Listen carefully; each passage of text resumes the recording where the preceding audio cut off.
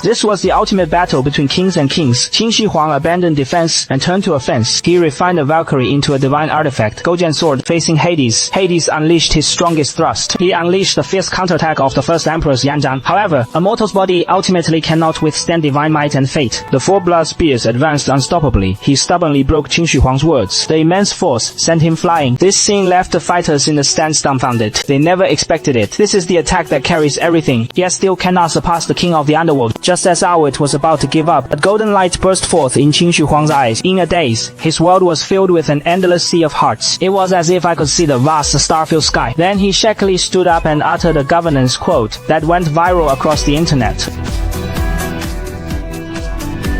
The king does not rely on him, nor does he look upon him.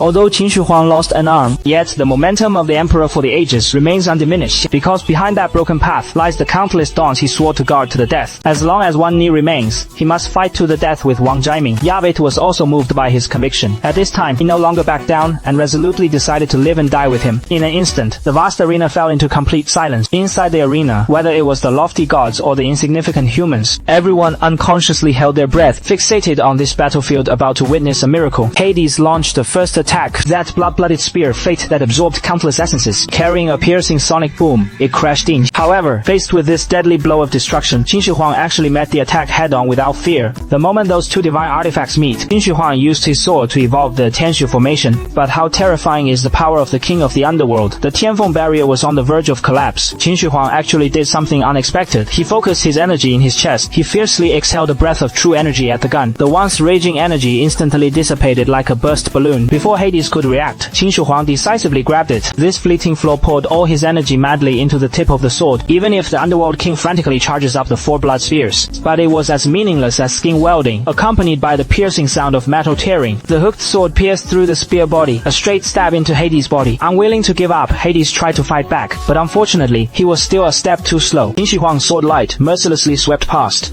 A deadly snow crane was stretched across his body. At the last moment of falling into the abyss, Hades struggled to look at his younger brothers in the stands. In those eyes gradually losing focus, it is filled with Wu Jinghui's regret for failing to avenge his siblings.